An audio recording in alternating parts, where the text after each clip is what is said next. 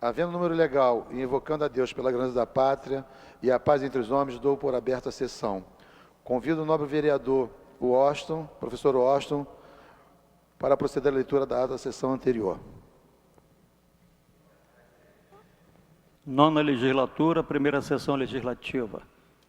Primeiro período ordinário de sessões, ata da primeira sessão ordinária em 19 de fevereiro de 2015. Presidência dos senhores vereadores Jorge Felipe, presidente, Renato Moura, segundo vice-presidente, e doutor Eduardo Moura, segundo suplente. Às 14 horas, com a presença dos senhores vereadores Paulo Messina, Paulo Pinheiro, Marcelo Ará, João Mendes de Jesus, Reimon, professor Célio Luparelli, doutor Eduardo Moura, Laura Carneiro, João Cabral, Zico, Sebastião Ferraz, Tereza Berg, Jorge Braz, Jorginho da SOS, professor Rogério Rocal, Tânia Basto, Leonel Brizola, Renato Cinco, Márcio Garcia, Jefferson Moura, Jorge Felipe, Renato Moura, doutor João Ricardo, Babá, Marcelo Piuí, Jimmy Pereira, doutor Jorge Manaia, Eliseu Kessler, Verônica Costa, Carlos Bolsonaro, Edson Zanata, Vera Lins, Rosa Fernandes, Marcelina da Almeida, doutor Carlos Eduardo, Átila Nunes, William Coelho e Alexandre Esquerdo. 38. Assume a presidência o senhor vereador Jorge Felipe, presidente, e ocupa o lugar de secretária a senhora vereadora Laura Carneiro. Encerra-se a sessão às 17 horas e 46 minutos.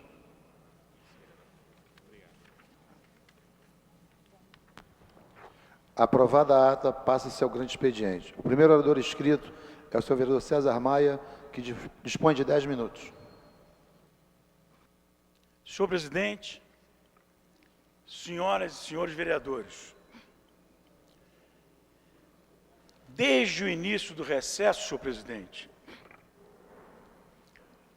muita coisa aconteceu no nosso país e no nosso estado.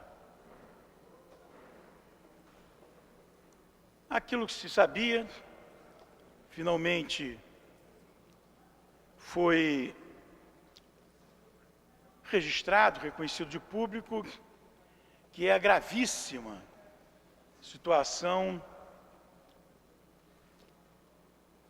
econômico-financeira pela qual passa o país. Hoje, o Banco Central informou que o déficit nas contas externas, contas correntes, no primeiro mês foi de 10 bilhões de dólares. Eu sou economista de origem. E me lembro que o professor Mário Henrique Simons dizia que a inflação fere, mas o câmbio mata. Então há que se ter uma atenção muito especial à situação externa do Brasil, à situação cambial do Brasil. Ontem o câmbio chegou a 2,90, fechou 2,88. Hoje também é informada a prévia da inflação do mês de fevereiro, superior a 1,7%, com uma inflação anualizada de 7,5%, a maior dos últimos 10 anos. Situação extremamente grave, combinando dois fatores que não apenas atingem a economia, mas atingem o bolso dos assalariados e as empresas. O caso do Petrolão é um caso triplamente grave. Questão ética, claro, questão ética. Isso é a preliminar. A segunda questão é a questão política.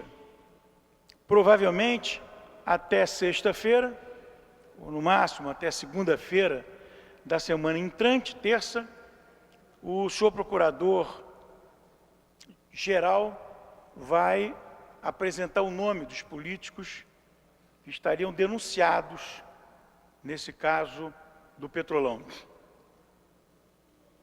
É claro que esse processo se inicia. Todos têm que ter direito de defesa.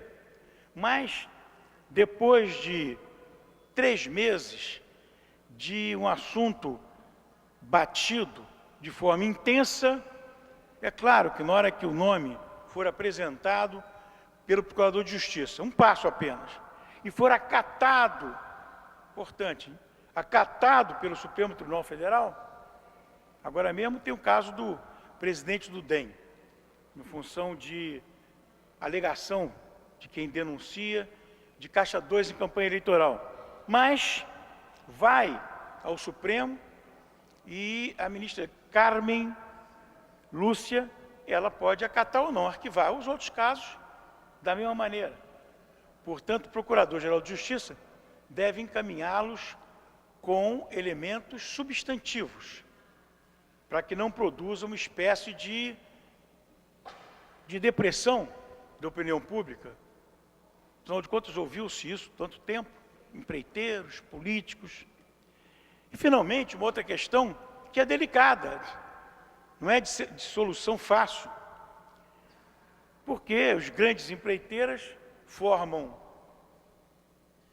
um cartel ou um grupo de empresas, até com qualificação internacional, que ficam com todas as grandes licitações de obras e equipamentos.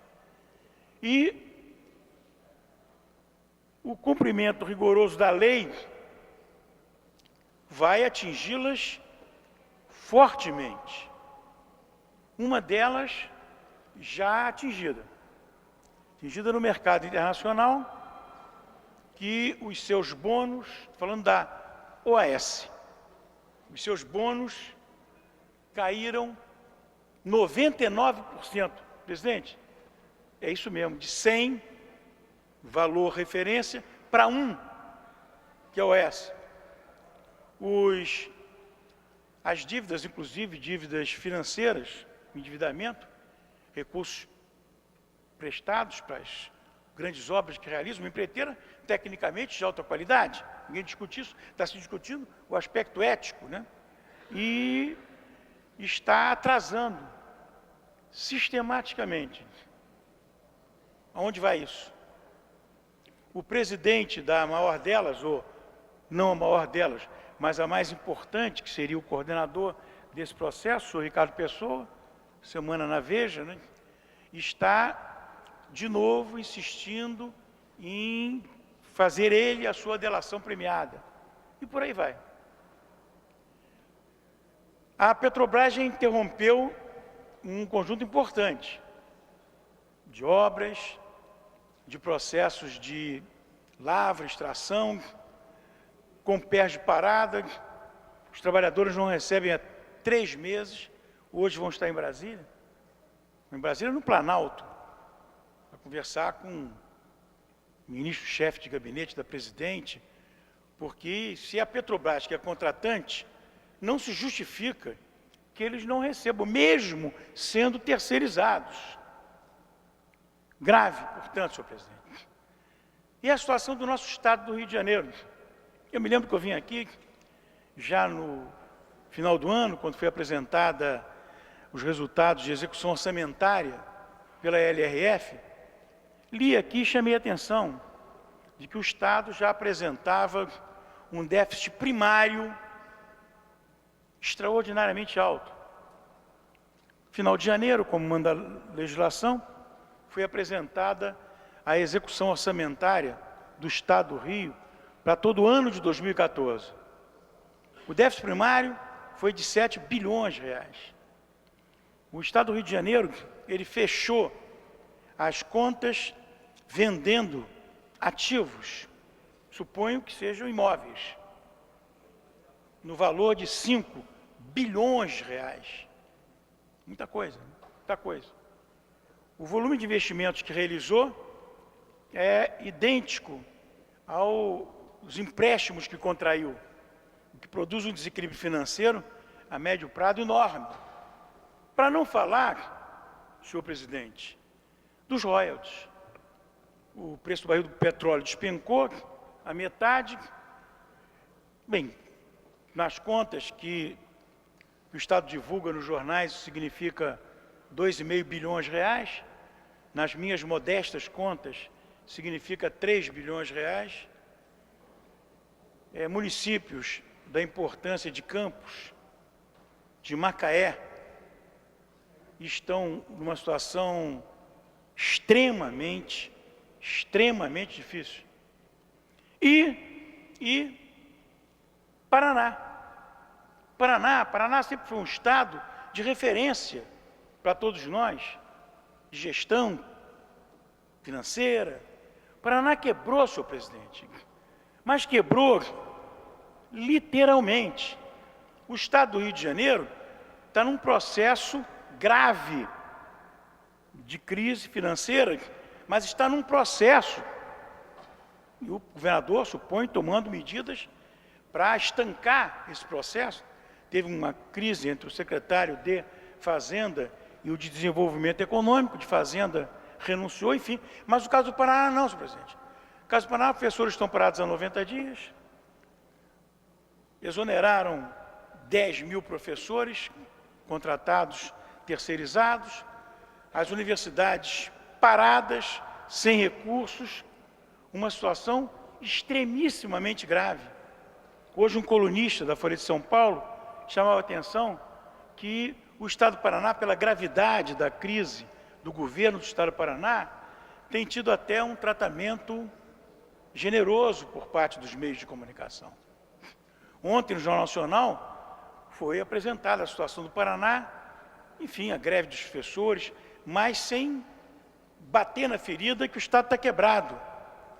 E, no final, o Jornal Nacional, o William Bonner, disse que o governador não quer dar entrevistas. Mas como o governador não quer dar entrevistas?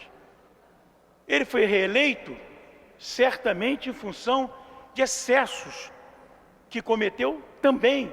Como é que não quer dar entrevista? Pelo amor de Deus, não tem que querer ou não querer. Tem que ele se apresentar, abrir e dizer, oh, atenção. E, finalmente, estou concluindo, senhor presidente, a declaração, que palavra que eu vou usar? A declaração estranha, a declaração chocante, que nos traz perplexidade, do secretário de Segurança, senhor Beltrame.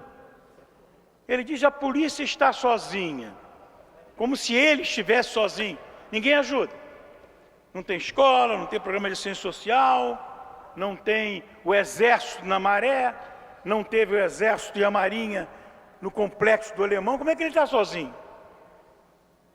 Eu acho que foi uma declaração deprimente, uma declaração de quem está jogando a toalha, de quem perdeu o controle da segurança pública aqui. Se não houvesse uma enorme boa vontade com ele, porque o Beltrame é um homem honesto. A minha mãezinha também era. O seu tio, a sua tia. Como dizia meu pai, a honestidade não é uma qualidade. A honestidade é uma preliminar. Qualidade é a sua ação que você faz, deixa de fazer.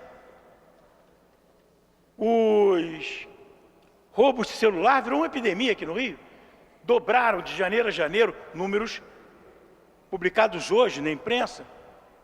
Roubo a transeunte, assalto transeunte, aumentaram quase 50%. Enfim, presidente, nós, desde o momento que a nossa casa entrou em recesso até o dia de hoje, há tanta coisa que parece que passaram 3 anos ou 4 anos. Obrigado pela paciência, senhor presidente.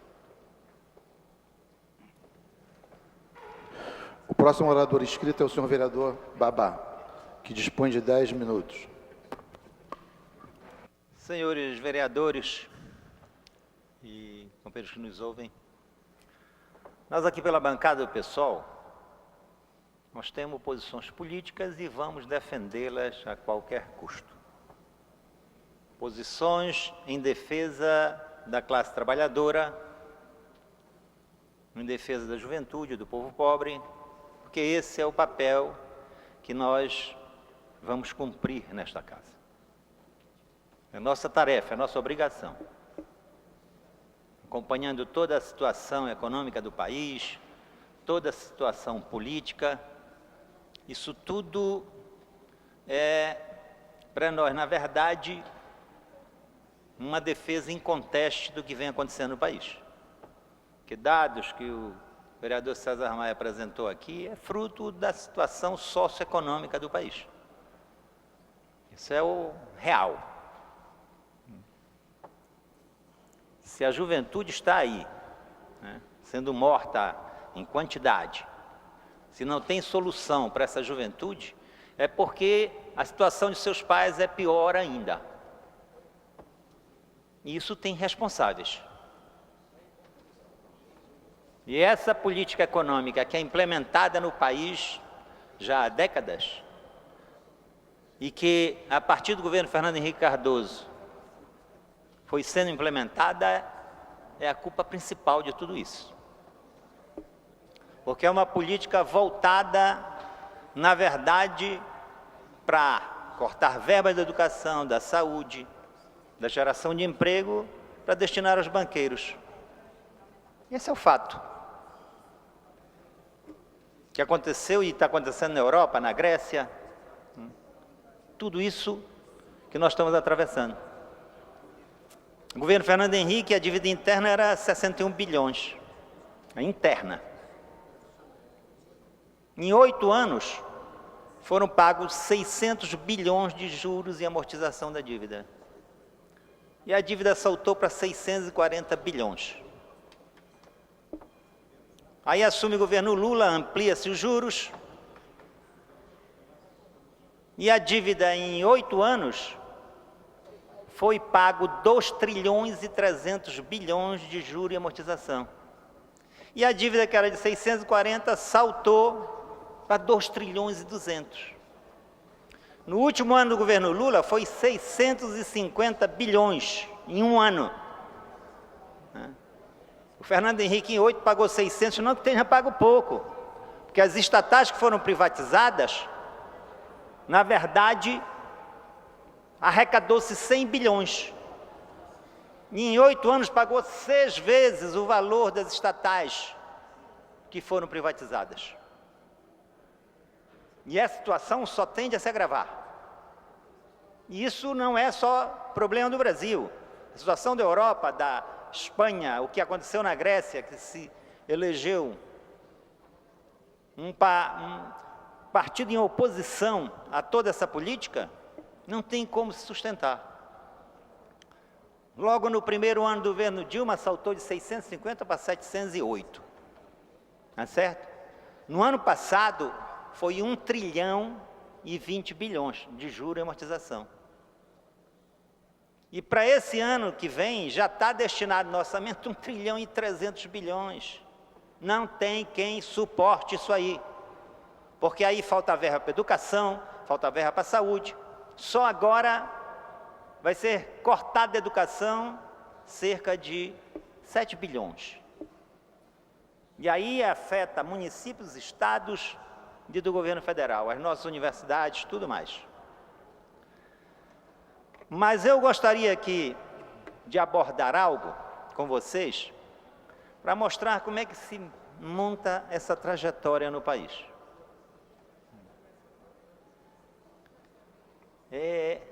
Eu queria mostrar através desta foto aqui, tá certo? Vejam bem os personagens desta foto. Está aqui Eduardo Paes, Sérgio Cabral, Lula, o candidato do prefeito, o secretário dele, e Pezão, juntos nesta foto. E o Lula sorrindo. Né? Na verdade, se nós formos analisar, o Lula já andou em melhores companhias historicamente. Como os metalúrgicos do ABC, quando ele abraçava aqueles trabalhadores que fizeram greve junto com eles, ou os trabalhadores do Movimento Sem Terra, ou a juventude que lutava contra a ditadura. Hoje, Lula está ao lado desses senhores. O mesmo Cabral que colocou, na verdade, junto com o Pezão, a tropa de choque para reprimir a juventude na jornada de junho de 2013. Hoje o Lula se abraça a ele. É importante ressaltar essa discussão aqui, porque isso diz respeito à política que o Lula vem implementando. Porque não é só esses senhores aqui. A situação, na verdade, que quem foi presidente do Senado durante o governo Lula e no primeiro governo da Dilma? José Sarney. Que quando o Lula estava na década de 80 era o demônio. E colocou para presidir o Banco Central Henrique Meirelles, trouxe direto do Banco de Boston para aplicar uma política econômica para dar continuidade e segurança aos banqueiros. A esses não pode faltar nada. A política do governo do Paraná é justamente para economizar dinheiro, para pagar a dívida do Estado do Paraná para quem? Para os banqueiros. Essa situação mostra claramente qual é a discussão que nós queremos travar aqui nesta casa. É certo? Qual é? Eu fui deputado junto com Eduardo Paes, deputado federal. E na época ele era do PSDB. Mas como todo camaleão, é certo? Quando estourou o escândalo do Mensalão, ele subia à tribuna do Senado, da Câmara dos Deputados, desculpem, para atacar Lula, atacar virulentamente Lula. Mas quando ele percebeu que o PMDB foi para a base do governo e que haveria uma eleição municipal, ele trocou de casca, saiu do PSDB, foi para o PMDB, para ter o apoio do Cabral para se eleger prefeito dessa cidade. E aí o Lula virou o queridinho de Eduardo Paes. Tanto é que o sorriso deles demonstra muito bem isso aí. Tá certo? Essa situação tem que estar claro, porque nós não vamos ficar calados com relação a isso. A foto é interessante, sabe por quê? Porque todos estão apontando para o candidato Eduardo Paes, que é o Pedro Paulo, e gastou fortunas nessa campanha. Fortunas. Para se eleger deputado federal, para continuar como secretário, para ser candidato a prefeito. E está o Lula apontando, cinicamente. Aquele sorriso cínico. Correto? Essa situação que nós queremos colocar aqui, porque isso tudo tem um preço. E o preço os trabalhadores não vão pagar com relação a isso. Nós queremos colocar porque é interessante a história, que o PT agora na campanha, vocês viram ontem na propaganda eleitoral, dos 35 anos do PT, verás que o filho teu não foge à luta, não é isso? Aí o que acontece? O vice do Eduardo Paes é do PT. Verás que o filho teu não foge à luta para quê? Para reprimir, na verdade, quando os trabalhadores lá do Giral fizeram greve, e aí a Dilma Rousseff mandou o ministro da Justiça colocar a Guarda Nacional para reprimir aqueles trabalhadores que estavam em trabalho semi-escravo justamente por essas empreiteiras que estão aí envolvidas no escândalo Lava Jato. As mesmas. Aí a Guarda Nacional foi lá. Verás que o filho teu não foge à luta. Não foge à luta para atacar os trabalhadores. Verás que o filho teu não foge à luta para atacar a juventude aqui no Rio de Janeiro, em conluio com Sérgio Cabral. Essa é a realidade do PT hoje em dia. Nós queremos colocar tudo isso porque a situação ela passa pela corrupção também. Verás que o filho teu não foge à luta para estar envolvido em todos esses escândalos de corrupção, com as empreiteiras, mas que não é apenas o PT, diga-se de passagem. Porque os amigos da base aliada que envolvida no escândalo do Mensalão, que culminou com a nossa expulsão do PT em 2003, os que nos expulsaram do PT final de 2003, hoje saiu João Paulo da cadeia. Outros saíram, mas foram parar na Papuda. Porque nós tínhamos razão, eu, a Luiz Helena, a Luciana Genro e o João Fontes. E naquela época, estava o PTB do Roberto Jefferson, estava, na verdade, os aliados do governo naquele momento, e o PT comandando tudo isso. Aí vem o escândalo da Petrobras, mas começou no governo Fernando Henrique. Lá começou o escândalo da Petrobras, no governo Fernando Henrique, do PSDB. Aí fala-se, nesse momento, corretamente, da discussão que está sendo travada, da vergonhosa corrupção que tomou conta desse país, mas que já vem de décadas. Não foi o governo do PT que inventou, ele pode ter aperfeiçoado. Mas o que acontece, verás que o filho teu não foge à luta, para quê? Para atacar os trabalhadores? Porque essa é a realidade do PT hoje em dia. E aqui tem uma coisa que nós queremos citar, porque o escândalo do PSDB de São Paulo, da compra de trens, a imprensa não divulga. Né? Correto? É essa a situação. Aí é governo do Covas, governo do Serra, governo do Fernando Henrique, todos estão envolvidos no escândalo daquela compra lá dos trens.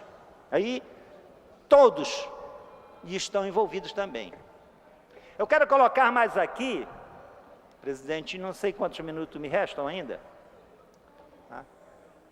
Quero colocar aqui que o senhor Eduardo Paes, que está aqui, sorridente, verás que o filho teu não foge à luta, tá certo? O PT está junto com ele aqui, mas o Eduardo Paes está lá, como teve na greve dos garis, massacrando os trabalhadores, negociando com o sindicato pelego para dar 9% no ano passado, se lembram? E os trabalhadores se rebelaram, os trabalhadores garis se rebelaram e decidiram fazer aquela greve e conquistaram 40 e poucos por cento, 43, mais ou menos. Acabou a greve, sabe o que está acontecendo na Conlurb? Assédio moral. O que está acontecendo com os trabalhadores, que antes eram 3 trabalhadores por caminhões, eles estão colocando 2. Se antes era para varrer 1.800 metros por dia, estão varrendo 3.000. E mais, esse senhor todo sorridente aqui, não dá água para os garis. Os garis, se quiserem beber água durante o seu trabalho árduo, que mantém essa cidade limpa, tem que pedir água no comércio, tem que pedir água nas casas, como a companheira falou para a gente, e às vezes as pessoas pegam um copo mais sujo que tinha dentro de casa para dar água aos garis. O senhor Eduardo Paes, que está sorridente aqui, agora novamente está querendo dar um golpe nos garis, porque tem assédio moral dentro da Conlurb brutal, e o Lula sorrindo aqui. Mas o Lula está cumprindo seu papel histórico de traidor da classe trabalhadora. Essa é a situação. E o vice do Eduardo Paes é do PT. Caladinhos. Vocês viram a propaganda ontem, né? Verás que o filho teu não foge à luta. Pelo amor de Deus. É brincadeira. Correto? Porque estão coniventes com toda esta política que está sendo travada. O governo da Dilma é parte desse conluio. Porque pegam o dinheiro da nação para destinar aos banqueiros, e aí falta verbas para as áreas sociais. Todo o governo do Lula e da Dilma estão envolvidos no ataque aos trabalhadores. Porque é isso que vem fazendo o governo da Dilma. Atacar os servidores públicos, implementar e colocar o homem do Bradesco lá dentro do Ministério da Fazenda para aplicar política para quem? Para a sociedade, não. É para retirar auxílio, na verdade, dos trabalhadores, tirar os direitos trabalhistas para poder destinar dinheiro aos banqueiros. E com isso, encerro aqui para dizer que nós vamos continuar lutando. Nós do PSOL não vamos dar trégua a esse governo que trabalha para os banqueiros e ataca a classe trabalhadora. É isso que nós temos que nos manifestar nessa primeira intervenção que nós queremos fazer aqui e dizer que nós não vamos aqui fazer intervenção de briga com A, B ou C. Nós queremos política. E nós queremos debater política dentro desta casa. Muito obrigado. O próximo orador inscrito é o senhor vereador Dr. Eduardo Moura, que dispõe de 10 minutos.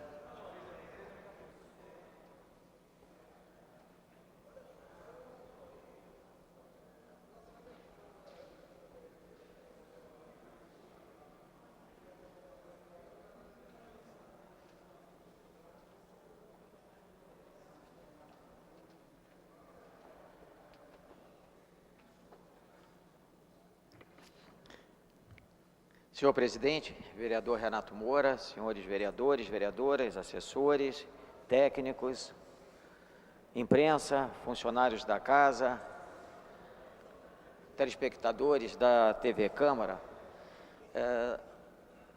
Venho hoje à tribuna não como vereador somente, mas como médico e como um cidadão. Acredito que a temática dos recursos hídricos deva ser intensamente debatida, não só pela sua relação com a preservação e manutenção da vida e da saúde, mas também porque é de suma importância para o desenvolvimento do país.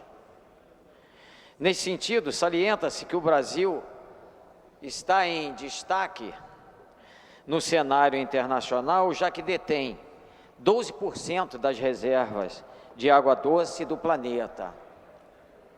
A água é um valiosíssimo recurso estratégico para a humanidade, desde os tempos mais primórdios. Destaca-se que o berço da civilização foi na antiga região da Mesopotâmia, hoje ocupada pelo Iraque, local este que fica justamente na bacia dos grandes rios do Oriente Médio, o Tigre e o Eufrates. Neste sentido, nada mudou. Em qualquer traçado metropolitano que seja feito, o administrador público deve levar em conta o abastecimento hídrico sob pena de tornar todo o plano de expansão inviável. Infelizmente, estamos vivendo em um tempo cujas mudanças climáticas estão colocando em risco a disponibilidade de água renovável, o que repercute sobre a saúde e nos padrões de qualidade de vida.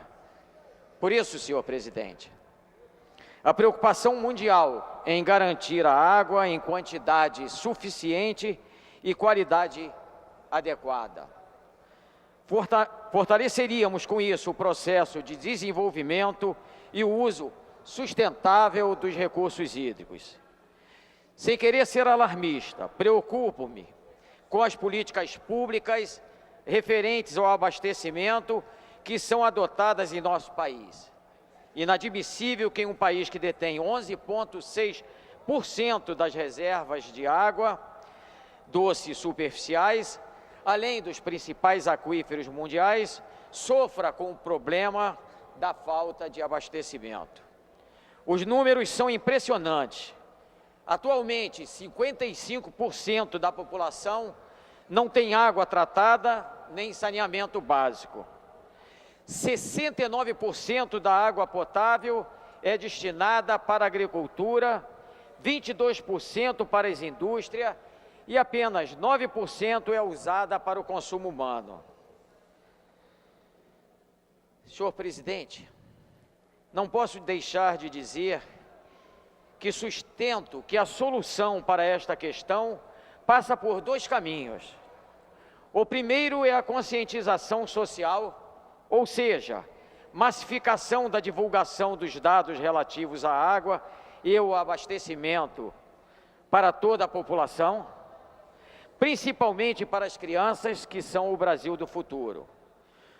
O segundo é o traçado de políticas públicas responsáveis, respeitando sempre as limitações naturais, tais como assegurar investimentos do governo para ampliar a disponibilidade de recursos para a área de saneamento, aumentar o controle e a fiscalização das atividades que geram contaminação de nossos rios, implementar instrumentos de gestão na cobrança pelo uso de recursos hídricos, aumentar o grau de conscientização do setor industrial e investir na prevenção e controle da poluição, mobilizar a população no sentido de evitar o desperdício. Gostaria de fazer um reparo e colocar como fator primordial, em vez de ser a conscientização social, mas que seja o traçado das políticas públicas responsáveis. Coloco isso e retifico em primeiro lugar, porque se nós tivermos políticas públicas responsáveis, a conscientização social, ou seja, a massificação da divulgação dos dados relativos à água, tem uma importância muito menor, considerando que, como disse anteriormente, atualmente 55% da população não tem água tratada, nem saneamento básico. 69% de água potável é destinada para a agricultura, 22% para as indústrias e apenas 9% é usado para o consumo humano. Por isso que fiz essa retificação, por isso que quero insistir que é fundamental, que é importantíssimo que nós tenhamos políticas que modifiquem esse status quo perverso, que é não haver o reaproveitamento da água, que as indústrias não tenham um trabalho para que essa água seja reaproveitada, que a agricultura não faça o que nós vemos atualmente, ou seja, ter um gasto enorme de água sem um aproveitamento posterior ao uso dessa água. Essa água tem que ter possibilidade de ser também reaproveitada. Vejo com muita preocupação, paradoxalmente, vou dizer isso, vejo com muita preocupação essa pouca chuva que tivemos agora, recentemente, tanto no Rio de Janeiro como em São Paulo, que dá a impressão que nós estamos novamente com tranquilidade em relação à água. Nós temos que fazer uma revisão nos encanamentos que trazem a água para as grandes cidades. Nós temos que fazer um reaproveitamento das águas que são utilizadas na indústria e na agricultura, considerando que grande parte, a maioria da água gasta é justamente na agricultura e na indústria. Não podemos permitir que os culpados pelos problemas da água seja aquela que as pessoas escovam os dentes e a água fica aberta. Não é isso que faz com que nós estejamos diante dos problemas que temos observado agora. Não é porque lava a louça que, com a torneira aberta, que nós estamos tendo problemas. Não é essa a razão. E dizendo isso, também não quero dizer que cada um de nós tenhamos a nossa cota de responsabilidade. Temos sim. E eu vejo com preocupação em vários lugares que eu vou, em shopping centers, no dentista que você vai, no médico que você vai, a água vazando por esse ou por aquele lugar, ou na privada, ou um filete d'água que está saindo, dia após dia, com a perda grande de água. Água cara, água tratada. Então, vamos trabalhar sério para que nós possamos ter mudanças em relação ao que nós estamos assistindo, porque com essa chuva que caiu, nós não vamos ter solução para o nosso problema. E isso nós estamos falando de Brasil, nós não estamos falando da África. Isso nós estamos falando que não há grandes guerras ainda, pequenas já existem por causa da água. Mas o caminho que nós estamos trilhando, o caminho que nós estamos seguindo é para que tenhamos problemas seríssimos. E não é de hoje que eu venho alertando isso. Há anos e anos faço palestras em igrejas, faço palestras em clubes, faço palestras em escolas, e sempre quando eu abordo o tema que eu termino de abordar o tema que me levou até aquele local, sempre eu falo há vários anos sobre a importância de nós termos um olhar em relação a essa questão dos recursos hídricos. Então, gente, está na hora da gente ficar atento a isso, porque os problemas vão piorar. E se nós não tivermos atitudes diferentes daquela que estamos tendo hoje, nós teremos muito mais dificuldade. Vamos todos trabalhar junto para que isso seja modificado. Muito obrigado. O próximo orador inscrito é o senhor vereador Jefferson Moura, que dispõe de 10 minutos.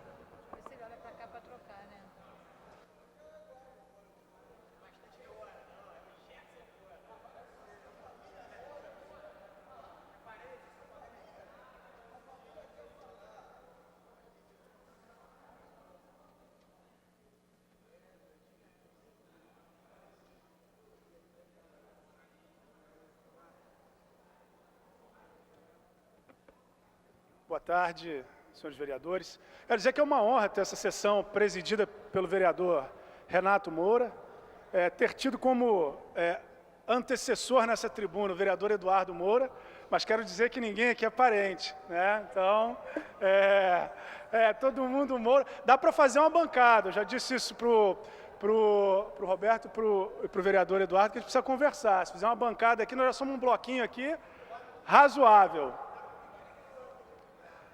Mas, amigos, companheiras aqui dessa Casa Legislativa, queria usar esse tempo para pautar. Nosso gabinete já encaminhou, creio que outros sujeitos políticos dessa cidade, desse estado, tenham feito o mesmo, mas encaminhamos algumas imagens e pedidos de esclarecimento à Secretaria Estadual de Segurança, em função de um conjunto de denúncias que vêm sendo manifestadas individualmente, ou através de associação de moradores, ou de organizações não governamentais, que têm as suas atividades, ou que residem no chamado Complexo da Maré.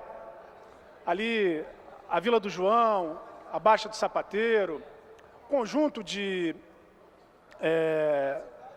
trabalhadores e trabalhadoras que, desde a construção da Ponte Rio-Niterói, desde a construção da Universidade Federal do Rio de Janeiro, residem e organizaram as suas vidas nesse pedaço do Rio de Janeiro. Hoje são centenas de milhares os que residem nesse conjunto de favelas, que residem nesse espaço que precisa e muito de investimento público, que precisa e muito de prioridade do poder público. E não bastasse a situação de violência cotidiana que esses trabalhadores e trabalhadoras têm enfrentado no seu dia a dia, a violência na carência da educação pública integral, a violência na dificuldade de acesso à saúde, a violência no preconceito, quando dão o seu endereço, o seu CEP, para se inserirem no mercado de trabalho, a violência em relação à dificuldade de acesso ao transporte. Não bastasse isso, hoje nós temos no mínimo, um processo de violência institucional realizado pelo Exército Brasileiro. Todos sabem, eu não quero aqui fazer uma crítica panfletária, acho que nós poderíamos ter o Exército Brasileiro cumprindo um papel fundamental hoje, por exemplo, na Amazônia brasileira, proibindo a absoluta e total exploração de madeira na Amazônia brasileira. Nós não temos, faltam tropas. Nós poderíamos ter o Exército Brasileiro cuidando de reservas hídricas, minerais, que nesse país hoje são absolutamente mal cuidadas e apropriadas por outros. Mas hoje nós temos o Exército Brasileiro no policiamento ostensivo nas ruas da Maré. Isso, na minha avaliação, não se coaduna com os preceitos constitucionais, isso não se coaduna com a possibilidade de formação cidadã, de respeito, de capacidade técnica para o exercício da atividade da segurança pública. Eu não sou contra a segurança pública para a Maré. A segurança pública precisa estar em todos os lugares, no asfalto e na favela, mas precisa, principalmente onde se necessita mais, de ser uma segurança pública cidadã, que respeite os direitos de todos os que resistem ali, os que residem e resistem ali. Não pode ser que me tratem com bom dia, boa noite, o senhor pode sair do seu carro para que nós confiramos o seu documento.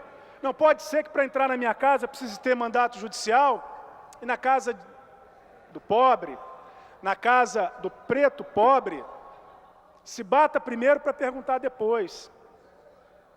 Ontem, mais um ato organizado por centenas de moradores, de entidades, de organizações, protestaram no entorno da Maré. Ocuparam, por algumas horas, a linha amarela. E esse ato foi duramente reprimido.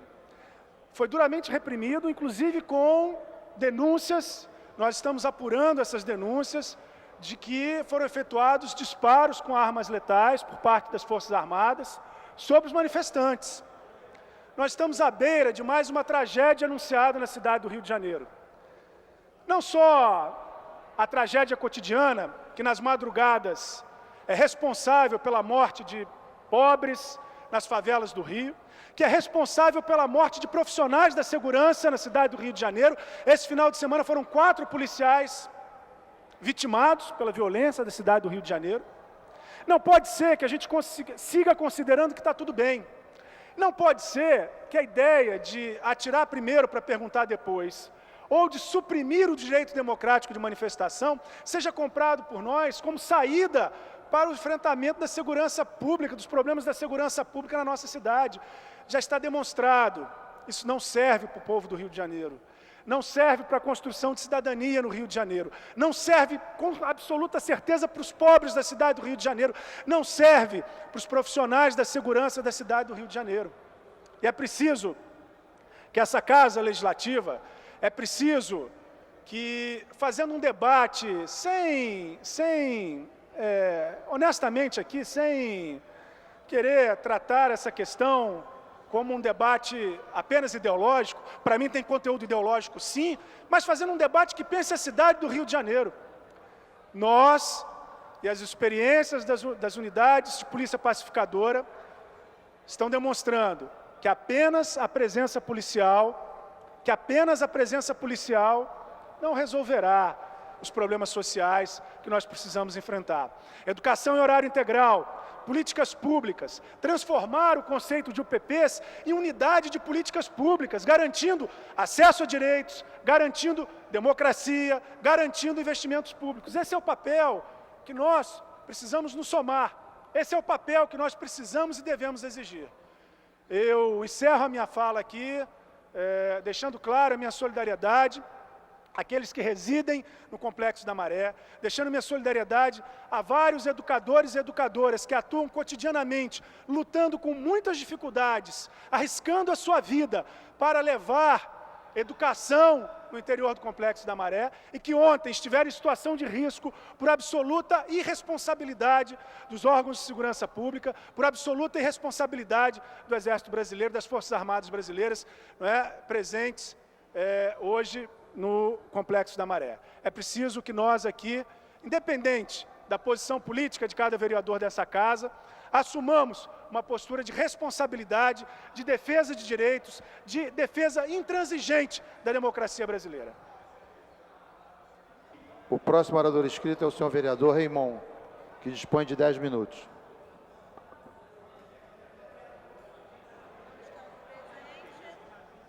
Não estando presente. Próximo orador inscrito é Tereza Berg, vereadora Tereza Berg.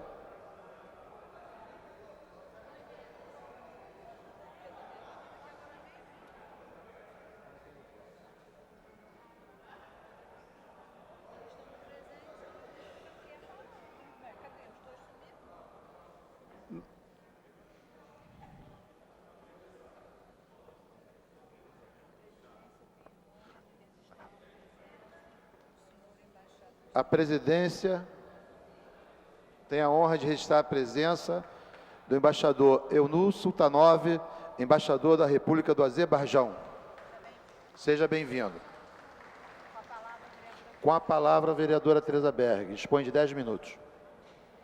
Senhor presidente, senhores vereadores, vereadoras, funcionários, boa tarde a todos. Primeiro, eu quero saudar a nova mesa diretora, já que eu ainda não tive essa oportunidade. Dizer que espero muito desta mesa. Eu digo nova mesa diretora, mas infelizmente o que a gente vê é o continuismo. E eu estou muito à vontade para falar sobre isto, porque tramita nesta casa um projeto de minha autoria que proíbe a reeleição da mesa diretora, ou melhor, apenas uma reeleição. Então, estou muito à vontade para me posicionar assim. Sou contra a reeleição, acho que 4 anos dirigindo é suficiente, acho que os outros colegas têm todo o direito também de participar e entendo que a alternância no poder é sempre importante, todas as pessoas sempre têm alguma coisa a acrescentar e espero que o primeiro secretário que agora assume, que já assumiu, professor Washington, faça uma gestão melhor que o seu antecessor, porque lamentavelmente esta casa passou por um período dos mais críticos, onde faltava tudo, até papel higiênico, e quando tinha de 5ª categoria. A casa abandonada, suja, sem ar-condicionado, que, aliás, diga-se de passagem, o atual secretário já deveria ter dado solução a esta questão.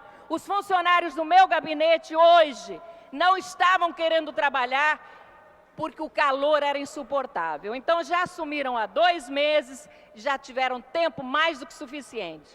Sem contar que esta casa paga mensalmente de manutenção dos aparelhos de ar-condicionado mais de R$90 mil. Então, acho que está na hora de se dar uma solução. É uma questão que é séria, que é grave, e eu acho que os nossos funcionários merecem trabalhar com o mínimo de conforto. Uma outra questão, senhor presidente, é que também tem um projeto nesta casa que diminui o recesso parlamentar. Todo trabalhador tem direito apenas a 1 mês de férias. Nós aqui temos mais de 3 meses de férias. Esse ano, então, foi uma farra, foi uma festa. Entramos em recesso no dia 11, retornamos agora, praticamente. E ainda temos o mês de julho. Então, sugeri no meu projeto que se diminua este recesso.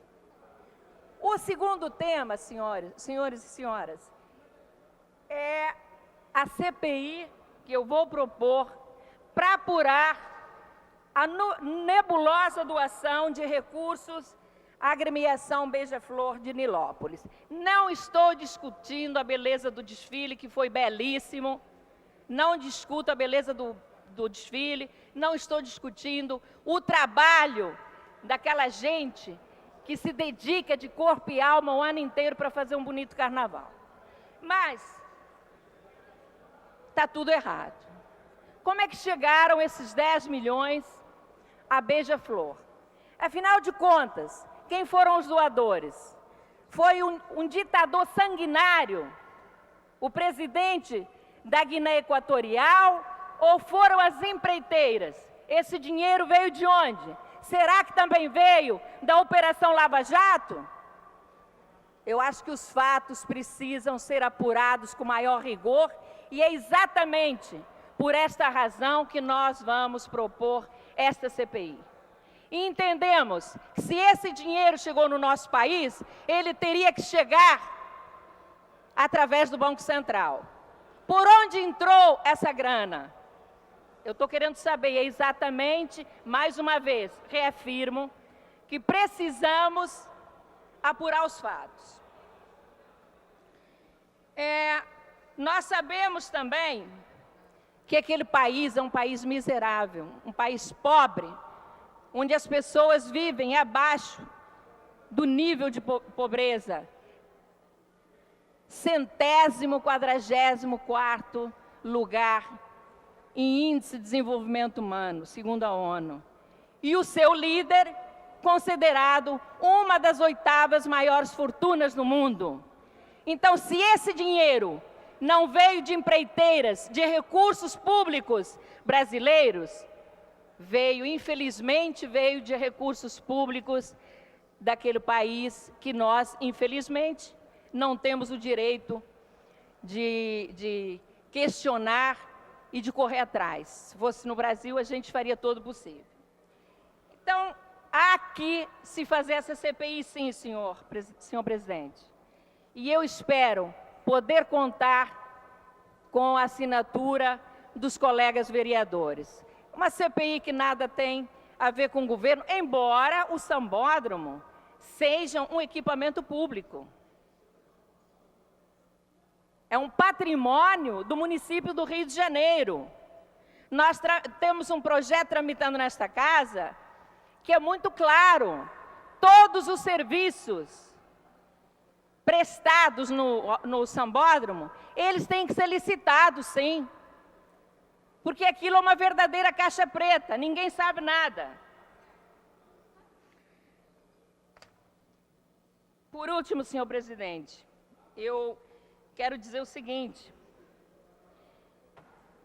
Em 2007, ainda referente a esta CPI, eu fui presidente da CPI do Carnaval, que fez uma série de recomendações, mas, infelizmente, nenhuma delas foi seguida pela Prefeitura. Os serviços do sambódromo, como eu disse, tinham que ser licitados, mas todos ficam a cargo da Liga, sem licitação. E isto vai do som ao buffet. Gostaria também de dizer que uma das razões que me leva a não aceitar convites para o desfile das escolas, ou melhor, para o camarote da Câmara, é porque há um conflito de interesse, sim, senhor presidente. Qual é a autoridade moral que nós temos aqui para votar, por exemplo, o meu projeto? Se vamos para o sambódromo, vamos para o buffet, vamos para o camarote da Câmara, comer o buffet que nos é servido pela Liga. É uma vergonha e eu acho que está na hora das pessoas, dos meus colegas vereadores, pensarem nisto com especial carinho. O meu último pedido, na verdade, é que todos nós sabemos, aqui nesta casa, que o prefeito Eduardo Paes, eu acho que todos devem saber, cancelou, por meio de decreto, as emendas parlamentares e remanejou os outros 638 milhões do orçamento. Só com esta canetada, a Coordenadoria Geral de Projetos da Secretaria de Obras perdeu 83 milhões e a saúde ficou sem 60 milhões. Este decreto é, no mínimo, uma tremenda ingratidão do Executivo a esta casa, que sempre é tão servil e obediente ao prefeito. Todos os anos, eu apresento uma emenda reduzindo a margem de remanejamento do prefeito, para que ele respeite o orçamento aprovado pelos vereadores. Mas é sempre a mesma coisa. Os meus próprios colegas rejeitam a minha emenda e aprovam os tradicionais 30% de remanejamento. Este percentual é totalmente absurdo, desnecessário, inalcançável. É pouco provável que se consiga remanejar tudo isto, claro que não. O maior índice de remanejamento foi 13% em 2013.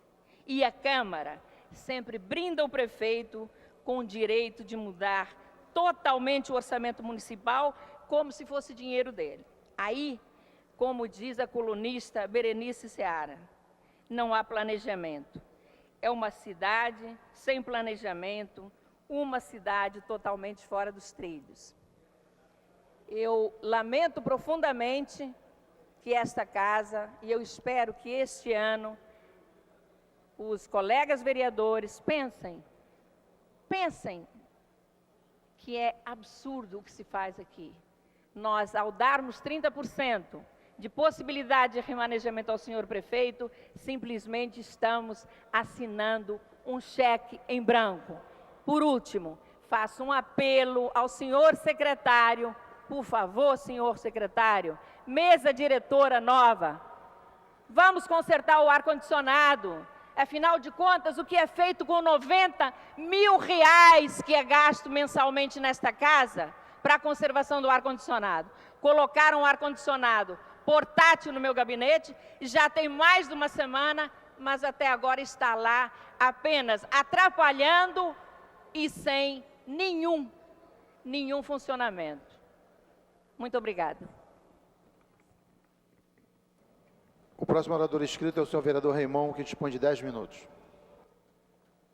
Senhores vereadores e vereadoras presentes aqui no plenário, as pessoas também que nos acompanham, que trabalham aqui na Câmara, que nos acompanham nesse momento. Eu me inscrevi para falar e para tocar no tema da educação, mormente em 3 pontos. Primeiro ponto, a questão da climatização das salas de aula, que é um projeto de lei, aliás, uma lei aprovada nesta casa e que não está sendo cumprida pela Prefeitura. Segundo ponto, queria falar sobre os porteiros das escolas, que também é um problema sério pelo qual nós passamos no município do Rio de Janeiro, nas nossas mais de 1.400 unidades escolares. E por último, um terceiro ponto, não sem a importância devida, não por último, apenas numa sequência cronológica, a questão do 1/3 de planejamento para os profissionais de educação, que é um direito garantido por lei, que infelizmente nós não vemos respeitados pela Secretaria Municipal de Educação. Mas me chamou a atenção aqui, antes de entrar nesses 3 pontos, quero fazer um comentário breve à fala da vereadora Tereza Berger, porque eu tenho algumas questões que para mim são muito claras. Eu acho que nós não podemos viver no corporativismo, isto é, nós não podemos defender um corpo no sentido de dizer assim, olha, é vereador, eu defendo até debaixo d'água. Claro que não. A gente tem que saber o que é que a gente defende. Mas a gente também tem que caminhar na perspectiva de que eu não posso crescer, eu não posso ter uma performance melhor diminuindo a performance do outro.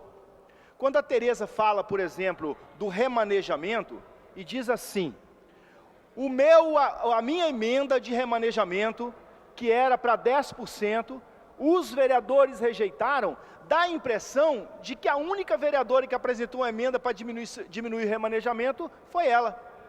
O vereador Jefferson Moura apresentou, o vereador Eleomar Coelho apresentou, o vereador Renato Cinco apresentou, o vereador Paulo Pinheiro apresentou, o vereador Raimon apresentou. Então, uma série de vereadores apresentamos uma proposta para a redução do remanejamento, que hoje é de 30% para o prefeito Eduardo Paes. Então, nós precisamos compreender isso. Nós não podemos ser corporativistas, isto é dizer, é vereador, a gente abraça e protege e não quer que ninguém fale daqui, ok, isso não. É claro que nós temos que dar valor a quem dá valor, mas nós também não podemos colocar todo mundo como se todo mundo tivesse contrário a nós, e aí eu sou o cara que apareço, eu sou a pessoa que diante da televisão, dos jornais, apareço, e para eu aparecer eu tenho que rebaixar todo mundo.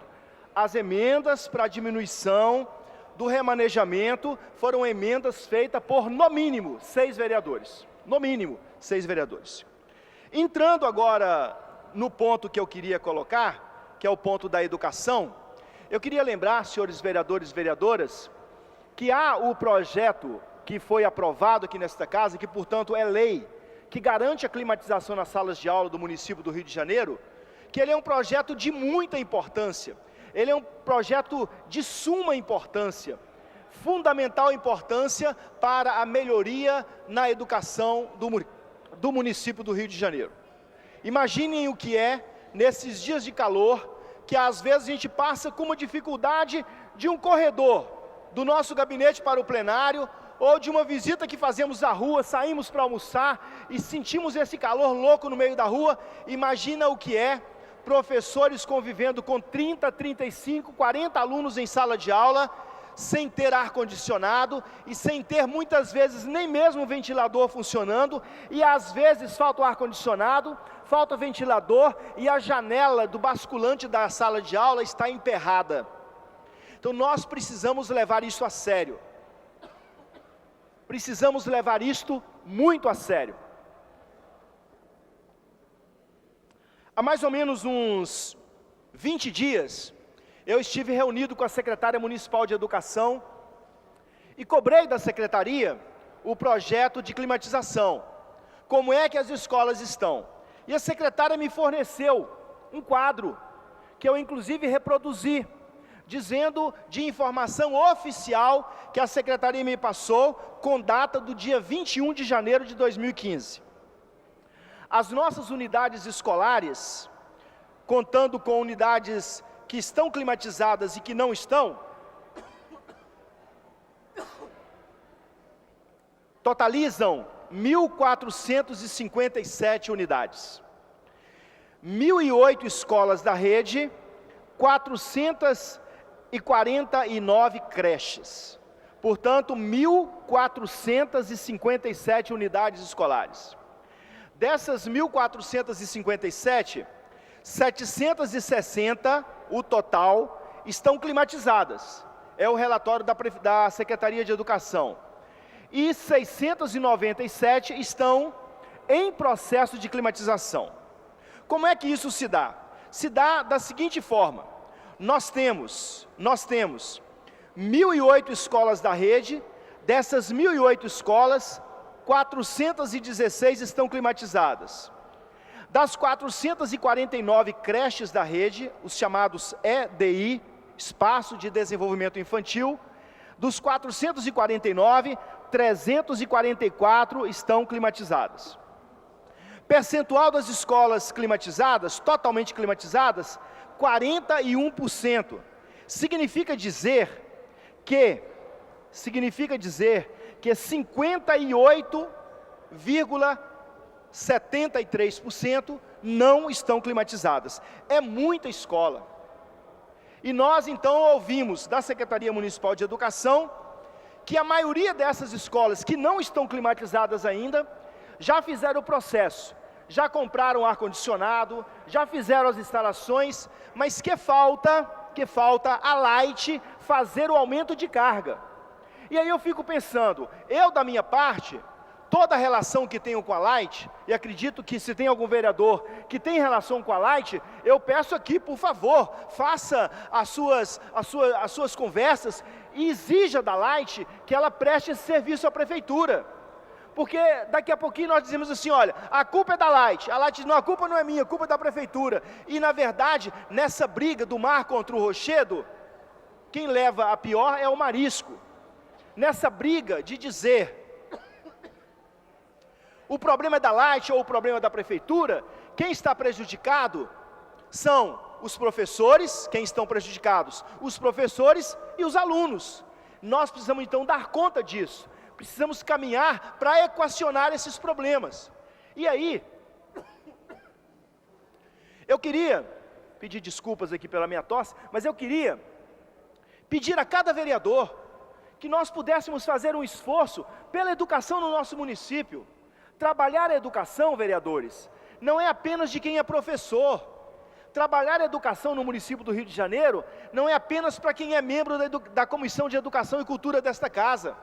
Trabalhar pela educação do município do Rio de Janeiro é papel de todos nós vereadores, aliás, é papel de todos os cidadãos cariocas. E a minha sugestão é simples. O vereador mora perto de uma escola? Antes de vir para cá, dá uma passadinha na escola, pede para falar com a diretora e procura saber se de fato isso está acontecendo. É simples. Vereador tem assessor que mora perto da escola, pede o assessor para passar na escola e dizer: e aí, diretora, qual é o problema? De fato o problema é a light? As instalações estão feitas? O ar-condicionado de fato já foi comprado? Então acho que tem uma tarefa que, no meu entendimento, é uma tarefa simples, que nós podemos fazer e que constituirá essa tarefa numa pressão, para a gente resolver definitivamente o problema da climatização nas nossas escolas. Ontem me ligou um professor da escola São Tomás de Aquino.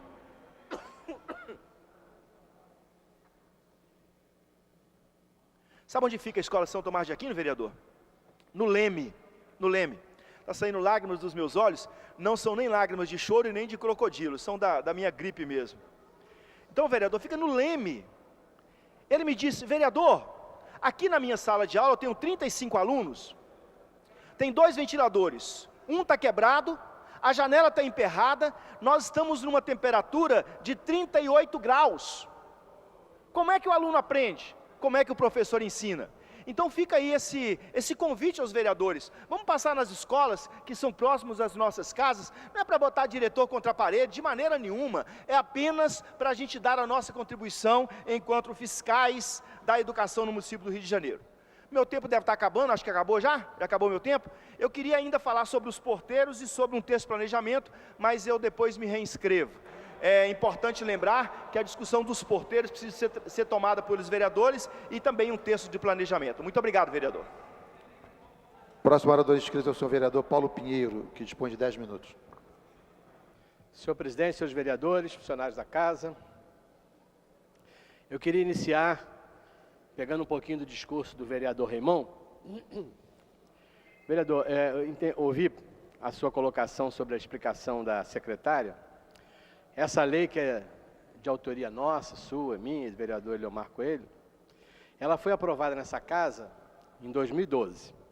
Essa lei, que os vereadores da casa concordaram, o prefeito vetou, a casa derrubou o veto e o presidente da casa sancionou a lei. Essa lei foi em 2012, então tivemos todo o segundo semestre de 2012, 2013, 2014, para que a secretaria se preparasse para isso. O prefeito da cidade não concorda com essa lei.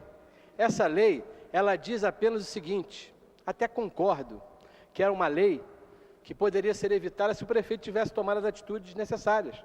Eu tenho certeza que tanto o senhor quanto o ex-vereador Eliomar Coelho concordariam, como eu concordo, que se ele climatizasse, nós esqueceríamos a lei. Acontece que o prefeito, através da sua procuradoria, entrou na justiça e ganhou a sua luta na primeira instância, caracterizando a lei como inconstitucional. Já foi transitada essa decisão. E aí a Procuradoria da Câmara recorreu ao Supremo. Como é fato constitucional, foi para o STF, para que possa ser discutida a inconstitucionalidade. Independente disso, nesse período todo, querendo ou não o prefeito, o que a lei diz é uma coisa muito simples. A lei torna a norma do Ministério do Trabalho, que diz que ambientes como escolas, e tem uma segunda lei que fizemos, que é sobre enfermarias de hospitais, a temperatura deve estar, segundo diz a norma reguladora do Ministério do Trabalho, entre 20 e 23 graus. Pois bem, a desculpa alegada, passando a responsabilidade para a Light, e eu não tenho o menor desejo de defender a Light aqui, nem a Ampla, muito pelo contrário. Mas quando se diz que, como a matéria de hoje do Globo, mostra que já compraram 500 e tantos aparelhos de ar-condicionado, é mais ou menos parecido com o que foi feito na despoluição da Baía de Guanabara. Você prepara toda a tubulação para receber o esgoto, mas não liga essa tubulação à parte em que vai fazer o tratamento do esgoto. É a mesma coisa, compraram o ar-condicionado, mas esqueceram de fazer as obras, vereador Raimon, nas escolas. Quem faz essas obras não é a Light. Quem tem que fazer essas obras é a RIURB ou a Secretaria de Obras, porque é fazer os pontos, o aumento da carga em cada escola. É claro que escolas mais antigas não vão suportar 10, 15 aparelhos de ar-condicionado. Isso já se sabe desde 2012. O que surpreende é essa atitude de hoje. Nós já compramos, botamos cada diretora de escola para comprar o aparelho. Comprou o aparelho, mas não adianta pendurar o aparelho se você não tiver de onde tirar energia para esse aparelho. E esse trabalho era necessário um planejamento. Nós tivemos uma reunião, todos nós, o vereador Raimundo esteve presente e outros vereadores, com a secretária dizendo isso, que era necessário que a secretaria quisesse fazer, que o governo quisesse fazer. E para isso é necessário que as obras sejam feitas para que a Light possa, então, remeter uma carga maior para dentro das escolas. Então, é lamentável a desculpa, é uma desculpa que vai levar o quê? A empurrar isso para diante. Provavelmente, no final do governo Eduardo Paes, ele vai dizer que na plataforma do seu sucessor está a climatização das escolas, 4 anos depois dela ser votada aqui na Câmara e de ela ser necessária independente da lei que a Câmara fez. Em seguida, senhores vereadores, eu falei aqui no expediente da abertura, na última quinta-feira, a respeito de um item que foi dos primeiros itens lidos na mensagem que o prefeito mandou para os vereadores, em que ele enaltecia a mudança do modelo de gestão na área da saúde, com a implementação de centros de emergência regional, com a criação de 74 novas clínicas da família, com a abertura de 14 UPAs, 5 centros de emergência regional e 4 hospitais novos da cidade. Todas essas instituições, criadas e construídas com dinheiro do orçamento municipal, foram entregues à nova gestão, a organizações sociais. E nós tivemos o trabalho aqui na casa, desde a promulgação da Lei 5.026, em 2009, a lei que autoriza a habilitação de organizações sociais, nós fizemos a nossa parte de fiscalização, levantando, depois desses 5 anos, os primeiros resultados desse novo modelo de gestão que foi lido aqui como um sucesso absoluto, mostrando que a saúde do Rio de Janeiro melhorou muito mais, porque tem mais unidades de saúde. É claro que todos nós parabenizamos a inauguração de qualquer unidade de saúde. Esta casa, inclusive, repassou para o Executivo quase 120 milhões de reais para que essas clínicas da família fossem construídas e fossem gerenciadas a partir daí. Acontece que o resultado que nós temos hoje não é esse que o prefeito mandou em mensagem para casa. O que nós temos, em primeiro lugar, é um aumento brutal do orçamento da saúde, que é muito importante. O prefeito anterior deixou um orçamento em 2009 de 1 bilhão e 900 para a saúde. Este ano, o orçamento da saúde ultrapassa 4 bilhões de reais. É claro que o orçamento mais do que duplicou, mais de 100% de aumento, mais recursos para a saúde, o que é de se dar os parabéns à prefeitura por isso. E o que se fez com esse dinheiro? Qual é o resultado do novo modelo de gestão que temos da saúde do Rio de Janeiro? O resultado é esse que vemos todos os dias nos jornais e ouvimos nos nossos gabinetes. Não é verdade que com a gestão terceirizada, que entregando a terceiros, que não cumprindo a lei das licitações, que não fazendo concurso público, contratando profissionais através do sistema do regime seletista, não é verdade que melhoramos a qualidade do atendimento. Não fidelizamos, que é a propaganda que os jovens mentores da Casa Civil gostam de falar, não fidelizamos o profissional de saúde às unidades públicas. O rodízio, o remanejamento de profissionais é enorme. Nós vemos pessoas nos dizendo, foram atendidos por um médico esse mês, no mês seguinte é outro médico, é outra enfermeira. Então, o primeiro item importante avaliado não foi de sucesso. Nós não temos a melhoria da política de recursos humanos da Secretaria de Saúde. Mais do que isso, gastamos mais dinheiro, é verdade, aumentamos o gasto, por exemplo, em custeio, aquilo que era antigamente para comprar insumos básicos, para comprar seringas, para comprar luvas, para comprar materiais, para comprar medicamentos, nós aumentamos o orçamento de 2009, a rubrica de custeio era de 880 milhões de reais. Para este ano, pulou para 1 bilhão e 400. Mais recursos, sim, para consumo? Não. Mais recursos para pagar as OS. E o resultado final disso? O que nós vemos? As reclamações que temos todos os dias pelos órgãos de imprensa, que vemos todos os dias com pessoas indo à justiça buscando mandatos judiciais para internação de pessoas. E as reclamações da falta de atendimento, da demora na execução de exames, na demora na marcação de consultas especializadas, na demora cada vez maior na marcação de cirurgias de internações. E, para mostrar que isso não é somente um discurso da oposição, diariamente, os jornais, basta fazer uma pesquisa em qualquer órgão de comunicação, seja pela televisão, seja nas rádios, seja nos jornais, nós vamos ver casos como esse, que o Jornal Extra coloca na sua edição de hoje, na página 5, que é o exemplo que eu gostaria de dar do resultado daquilo que o prefeito mandou alguém ler aqui na quinta-feira, dizendo que melhorou muito a eficiência, a eficácia e a efetividade da política pública de saúde no Rio de Janeiro. A matéria diz o seguinte: idosa, precisa de cirurgia, mas a previsão é de 1 ano de espera. Há 6 meses, Maria Inês da Silva, de 65 anos, ouviu de um médico que precisaria de cirurgia para eliminar uma hérnia umbilical. Um quadro que não é de emergência, é verdade, mas que a sua não execução cria problemas graves para essa senhora. De lá para cá, o quadro tem se agravado. Segundo o filho da paciente, o professor Edson Mário da Silva, de 40 anos, 3 profissionais avaliaram a sua mãe. E todos salientaram a urgência na operação em função de a hérnia estar pressionando o intestino com riscos de perfuração desse órgão. Apesar disso, no último dia 6 de janeiro, na última consulta que a paciente fez à Clínica da Família Armando Palhares Aguinaga, em Realengo, a informação foi de que não há previsão para a cirurgia e de que a espera costuma ser de mais de 1 ano. Minha mãe, disse ele, já foi 3 vezes a médicos, sendo que um dos profissionais da própria Clínica da Família disse todos confirmaram que a urgência no procedimento cirúrgico devido à hérnia estar pressionando o intestino, o que pode levar a uma hemorragia interna em caso de perfuração. Na Clínica da Família, relatou Maria Inês, os funcionários a inscreveram na fila de espera na central de regulação, que esperava pela operação em outubro, e disseram à paciente que não podiam fazer nada.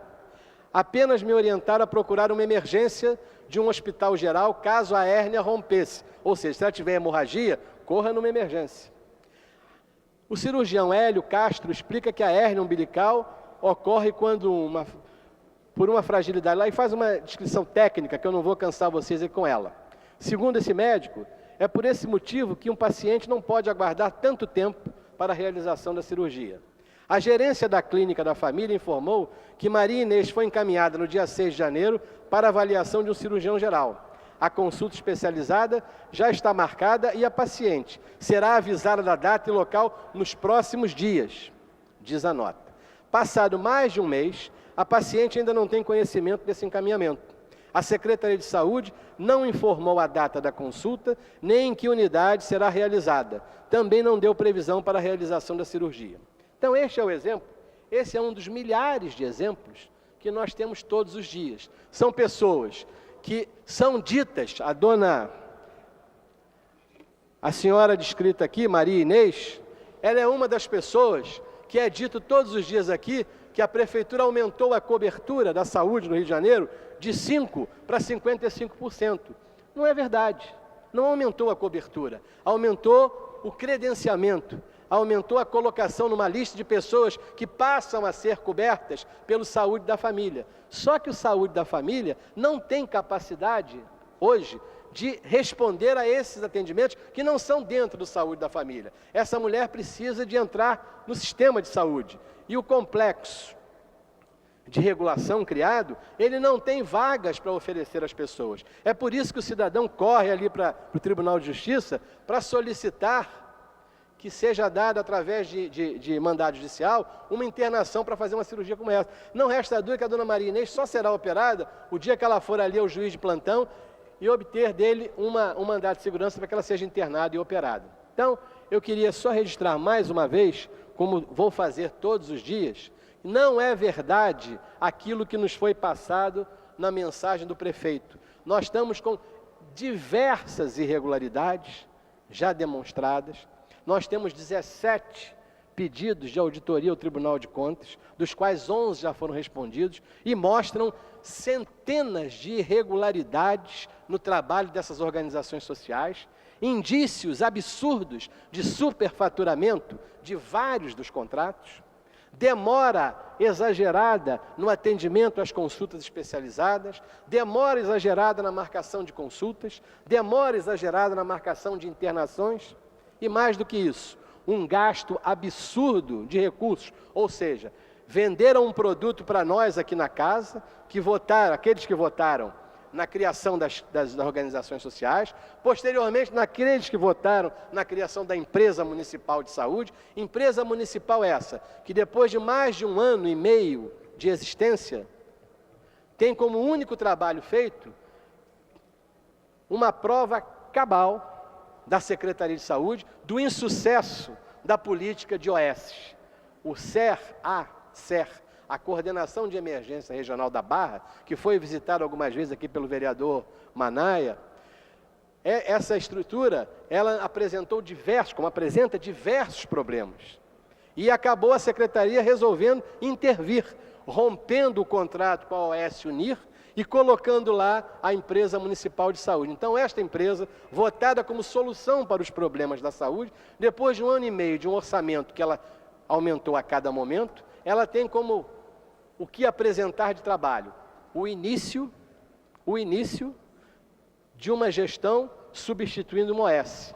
E mostrando mais uma vez que a empresa municipal não tem condições de substituir a administração direta, ela firmou um contrato com uma empresa de consultoria no valor de R$1.200.000 para que uma estrutura externa lhe desse suporte para fazer, então, aquilo que ela recebeu de nós aqui, a autorização para fazer. Ela não sabe e não pode fazer, então está comprando serviços. Então, eu queria deixar isso claro, que nós continuamos iniciando esse ano 2015 com os problemas cada vez maiores na área de saúde, como vimos há pouco também na área de educação. Eu, todos os dias, virei aqui, a cada dia, homeopaticamente, trazendo informações sobre esse sistema de tanto sucesso que o prefeito acha que está fazendo com a saúde do Rio de Janeiro. Muito obrigado. Próximo orador inscrito é o senhor vereador Reimon, que dispõe de 10 minutos. Senhor presidente, senhoras vereadores, senhores vereadores, eu volto aqui, porque na minha primeira ocupação aqui da tribuna, ficaram faltando 2 temas que eu queria explanar sobre eles, ligados diretamente à educação no nosso município.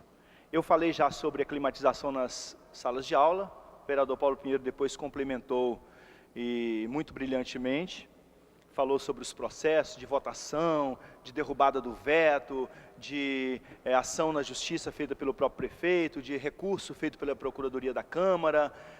Então, ele abrilhantou e deu aí o segmento ao raciocínio. Na conversa, só para voltar nesse tema, na conversa que eu tive com a secretária de Educação, o que ela havia me dito, o vereador Paulo Pinheiro, era que aquilo que é atribuição da prefeitura fazer, e talvez seja esse o ponto que nós pudéssemos ajudar a fiscalizar, né? Nós, os vereadores, ao lado da nossa casa tem uma escola, vamos chegar lá, vamos ver se de fato é isso mesmo. O que a secretária nos disse foi que aquilo que cabe à escola fazer, a maioria das escolas já fizeram. O que está faltando é a Light chegar com a parte externa. Aquilo que devia ser feito como mudança de cabeamento interno, mudança da rede interna da escola, tá pronto. O que falta é a Light chegar com um aumento de carga para dar condições de que o ar-condicionado funcione. Essa talvez seja uma fiscalização bacana que nós pudéssemos fazer. Então, queria encerrar aí só para também não ser desleal com a fala que eu ouvi da secretária. Isso foi o que ela me disse. E em alguns casos, nas visitas que tenho feito, eu tenho constatado exatamente isso. Falta chegar carga na escola, e aí uma atribuição da Light. Quero, aliás, lembrar aqui um tema que é um tema muito polêmico. Aliás, um tema que começou com uma discussão nossa aqui, novamente o vereador Paulo Pinheiro e eu, na época daquele fato que não apaga da nossa memória, daquela tragédia na Escola Municipal Tasso da Silveira, em Realengo. Logo depois daquele evento, né, trágico, que marcou a alma da educação carioca e marcou também a vida de tantas pessoas, tirou vida de 12 garotos, o próprio rapaz que matou as pessoas, depois também acabou se matando ou sendo morto. Então tem pessoas marcadas com aquilo desde aquela época. Daquele tempo para cá, a Secretaria Municipal de Educação imediatamente fez 2 movimentos. O primeiro movimento foi mandar para a Escola Municipal Tasso da Silveira uma equipe interdisciplinar, psicólogos, assistentes sociais e tal, vamos cuidar das crianças, vamos cuidar das famílias e tal, e aí faz aquilo, cuida, depois o balão esvazia e tudo como no quartel de Abrantes, tudo igualzinho ao que era antes. Mas tem um outro movimento que a escola fez, que a educação fez, e que, de certa forma, demorou um pouco a acabar com ele, que foi a colocação dos porteiros nas escolas. Compreendia-se naquele momento que a presença de porteiros na porta das escolas era uma presença que garantiria algumas questões. Garantiria, por exemplo, a segurança das crianças no atravessar uma rua, no chegar na escola, no receber uma orientação e, de certa forma, inibir possíveis fatos que viessem a acontecer, como aconteceu naquela tragédia da Tasso da Silveira. Só que o tempo foi passando, no início o processo foi um processo equivocado, se lembra, vereador? Um processo equivocado que nós tivemos lá no Grajaú. Nós inclusive embarreiramos o processo, porque o processo não tinha transparência devida, a prefeitura teve que refazer tudo, e aí aconteceu que contratou uma empresa chamada Vepar para os porteiros das escolas.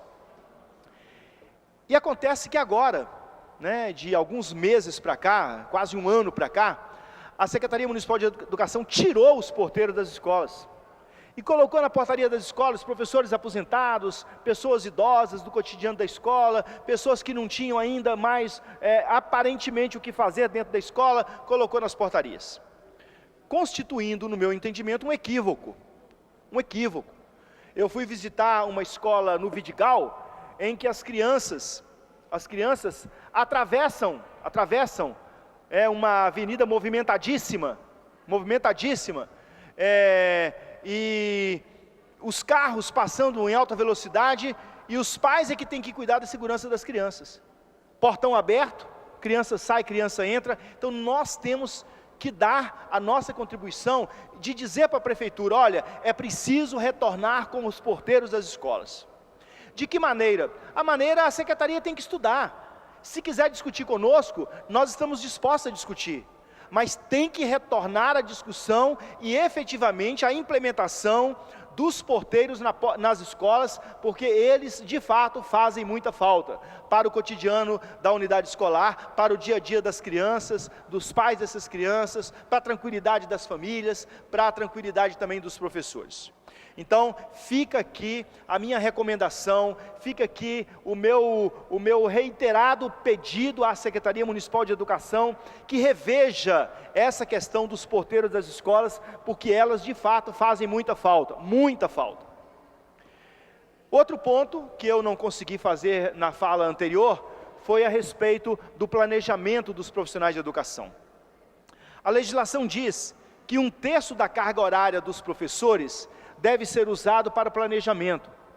Imaginem vocês, está havendo agora o processo de migração, professores de 22 horas e meia, professores de 30 horas, migrando para 40 horas. Se esses professores não têm 1/3 para planejar, portanto, se eles não têm 1/3 para planejar da sua carga horária semanal, como é que esses professores qualificam o seu ensino-aprendizagem? Como é que eles qualificam a sua própria formação? Como é que pode alguém ter 8 horas de trabalho diários dentro de uma unidade escolar? Como é que prepara conteúdo, como é que corrige conteúdo, como é que avalia, como é que se prepara. Então nós precisamos, para além de tudo isso, o pessoal pode, prepara final de semana, prepara à noite, prepara na madrugada, pode vir com as desculpas mais esfarrapadas, mas para além de tudo isso, nós temos que entender que isso constitui-se em um direito dos profissionais de educação. É um direito legal respeitar 1/3 da carga horária para planejamento. É 1/3 para planejamento que a lei diz, e a Secretaria Municipal de Educação não tem acolhido essa legislação, não tem atentado para cumprir isso que a lei fala.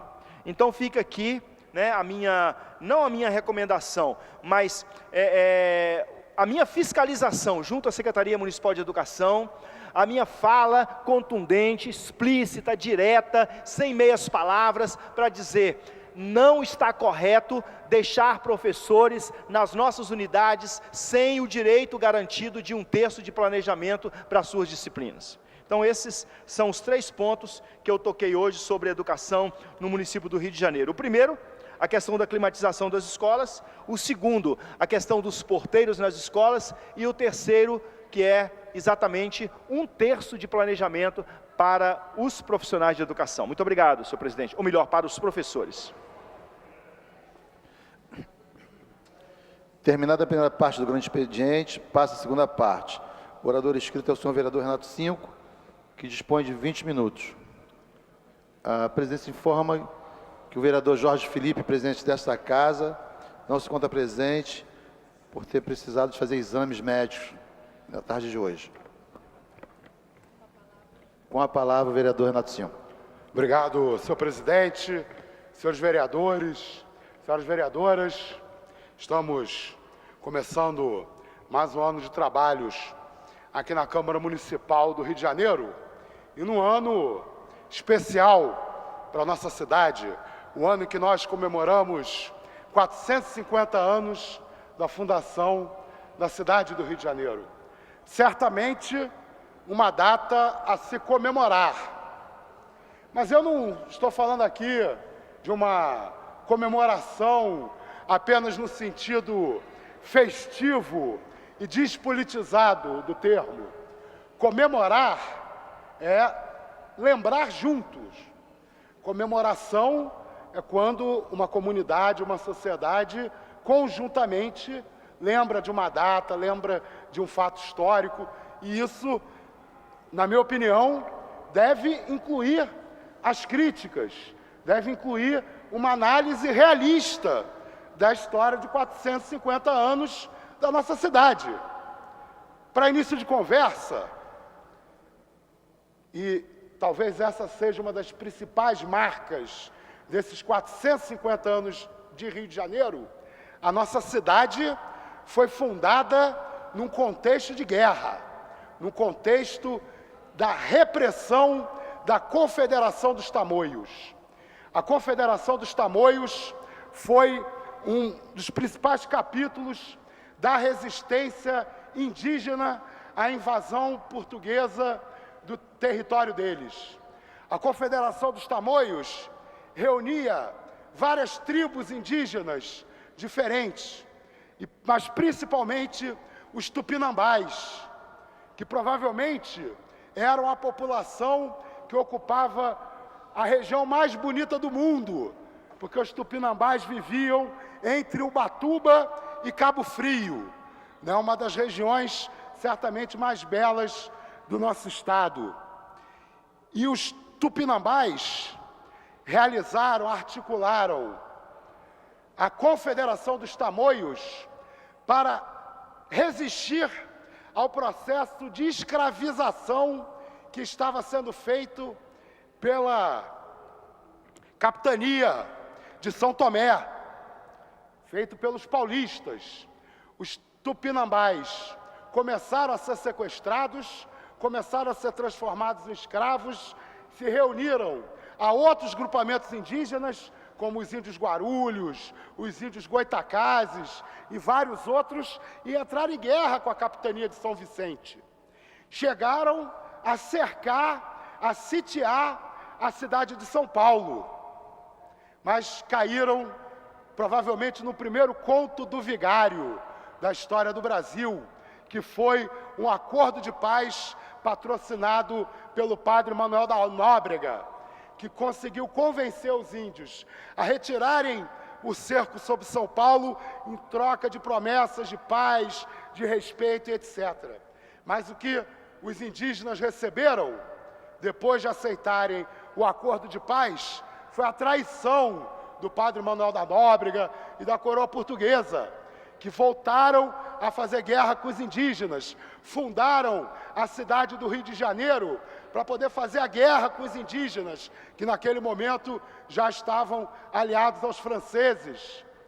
O maior enfrentamento na cidade do Rio de Janeiro, e nós não podemos comemorar os 450 anos da nossa cidade sem falar, por exemplo, do entrincheiramento de Uruçumirim, que fica hoje na região onde está o Outeiro da Glória. No entrincheiramento de Uruçumirim, houve a maior resistência da Confederação dos Tamoios à invasão portuguesa da Baía de Guanabara. Foram derrotados no Rio de Janeiro e a guerra ainda se prolongou por mais alguns anos até a derrota final da Confederação dos Tamoios na chamada Guerra de Cabo Frio, cerca de 5 anos, 6 anos depois da fundação da cidade do Rio de Janeiro. Conhecer a história da fundação da nossa cidade é importante para nós entendermos porque que até hoje nós somos uma cidade que vive em guerra. Vive em guerra porque desde a invasão portuguesa o que interessa aos poderes da cidade do Rio de Janeiro é o lucro do capital. Era o lucro do capital mercantil, o lucro da família Say Benevides, que estava sendo garantida pela coroa portuguesa com o massacre da Confederação dos Tamoios, com o massacre dos nossos indígenas. Derrotamos os índios e criamos o maior porto de escravos de todo o planeta. A cidade do Rio de Janeiro possui o porto por onde mais pessoas foram traficadas como escravos em toda a história da humanidade. Precisamos lembrar da Confederação dos Tamoios, precisamos lembrar do tráfico de escravos, da redução de seres humanos à condição de mercadoria, da conivência da Igreja Católica, que dizia que os índios e os negros não tinham alma. Depois deram o direito de alma aos indígenas, mas os negros durante séculos eram, pela própria Igreja Católica, reduzidos à condição de bestas, de feras, de seres que poderiam ser escravizados, serem vendidos como mercadoria. A colonização portuguesa no Brasil depois foi sucedida, principalmente a partir da República, porque o Império Brasileiro era o Império Português. Não, o primeiro rei do Brasil, o primeiro imperador do Brasil era herdeiro do trono de Portugal, depois abdicou aqui e foi ser rei em Portugal.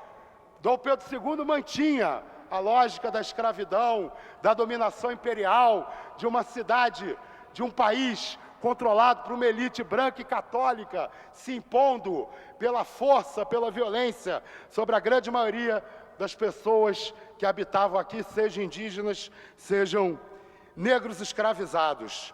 A partir do início do século XX, quando a nossa cidade começa a se modernizar, a se preparar para a industrialização, a lógica de uma cidade desigual, de uma cidade apartada, de uma cidade submetida aos interesses do capital, permanece inabalável, especialmente a partir da prefeitura do senhor Pereira Passos, que institucionalizou a lógica de uma região rica da cidade próxima ao centro e de periferias pobres, para os trabalhadores e a instalação das indústrias. Esses 450 anos produziram uma cidade desigual e apartada. Esses 450 anos produziram uma cidade onde boa parte da população ainda luta por moradia digna, ainda luta por habitação que seja servida pelos serviços essenciais, básicos de saneamento. Esses 450 anos de história levaram a nossa população a precisar continuar lutando para ter o mínimo de dignidade na sua locomoção pela cidade, na sua mobilidade urbana. Uma mobilidade urbana que está sequestrada por meia dúzia de empresários de ônibus que desde os anos 50 fazem o que querem nessa cidade, que o poder público depois vem com a caneta e legaliza as suas ilicitudes.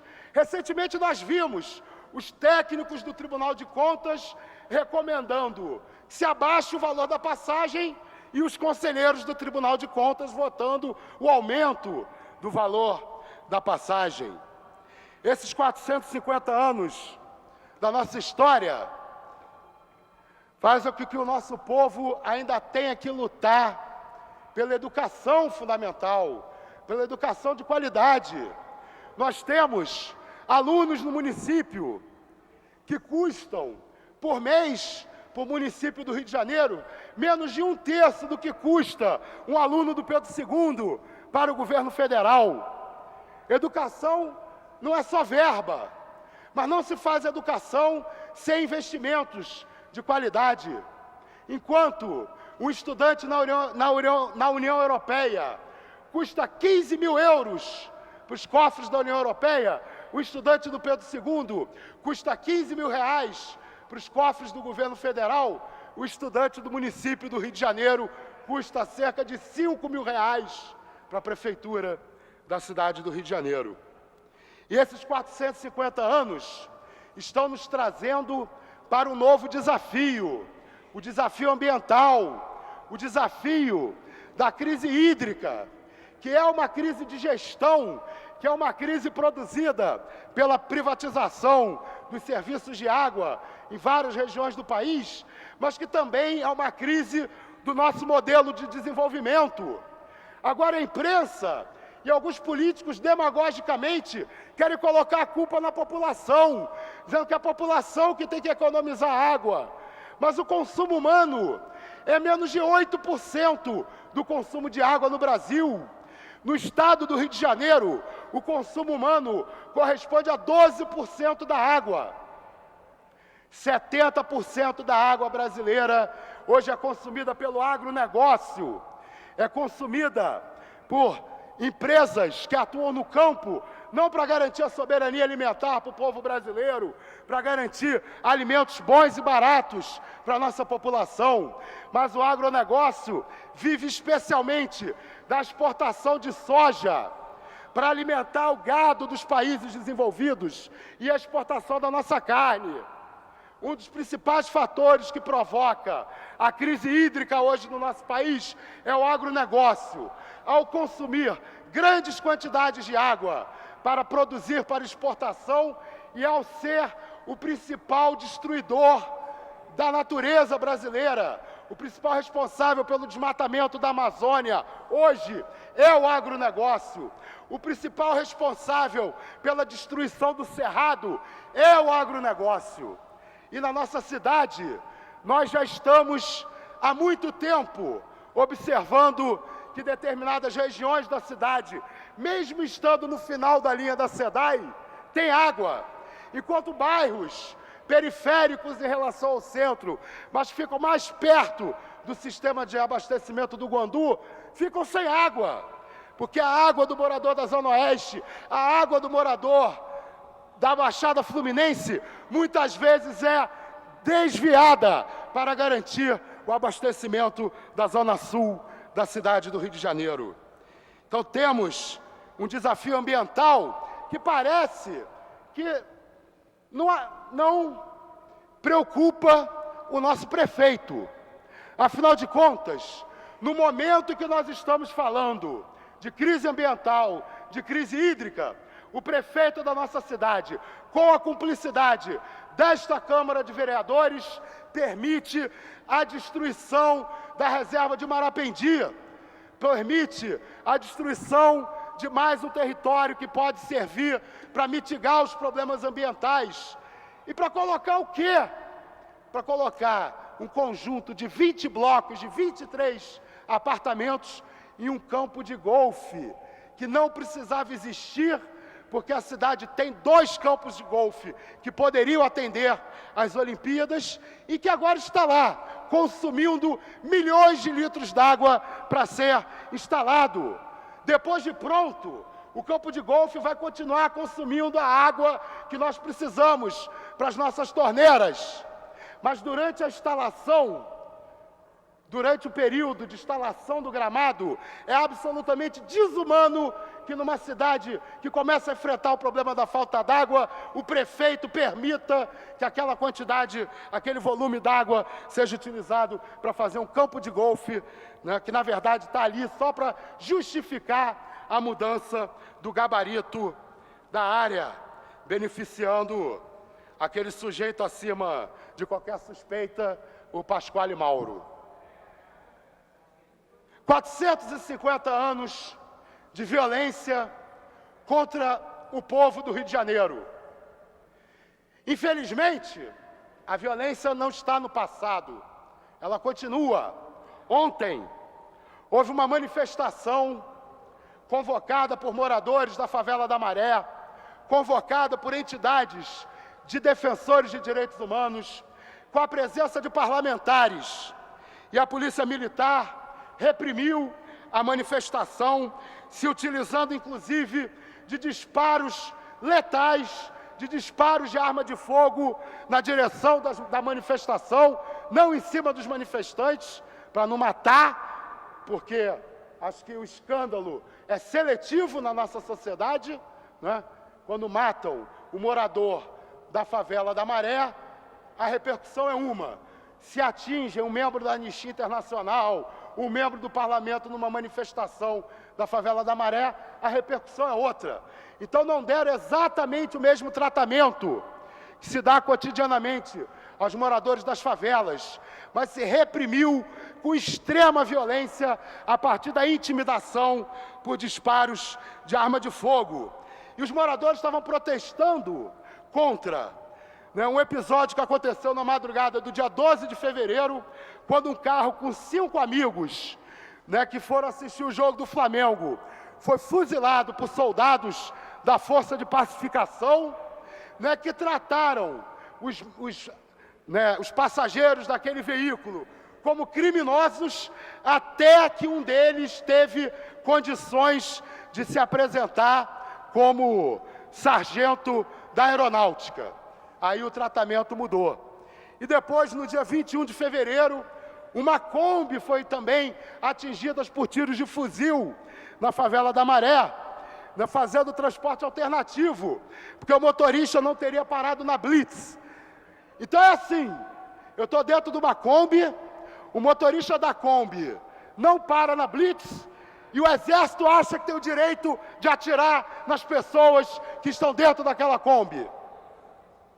Bom, numa cidade com essa história de 450 anos de violência contra a sua população, não é de se estranhar que o soldado do Exército ache que tem o direito de atirar numa Kombi lotada apenas porque o motorista não parou na Blitz. Vamos lutar para que os próximos 450 anos não seja assim. E um bom começo seria a Prefeitura do Rio de Janeiro parar de brincar, parar de abusar e passar a tratar com respeito e com dignidade os estudantes e os profissionais da educação do município do Rio de Janeiro. A notícia publicada hoje no jornal o Globo sobre 534 escolas municipais que ganharam aparelhos de ar-condicionado e não podem ligar os aparelhos, porque as escolas não estão preparadas tecnicamente para receber a climatização. Infelizmente, essa notícia do Globo é até leve perto da realidade, porque o Globo esqueceu de mostrar, por exemplo, que mais uma vez a lógica da cidade apartada prevalece, porque a maioria das escolas sem climatização ficam na zona oeste da cidade.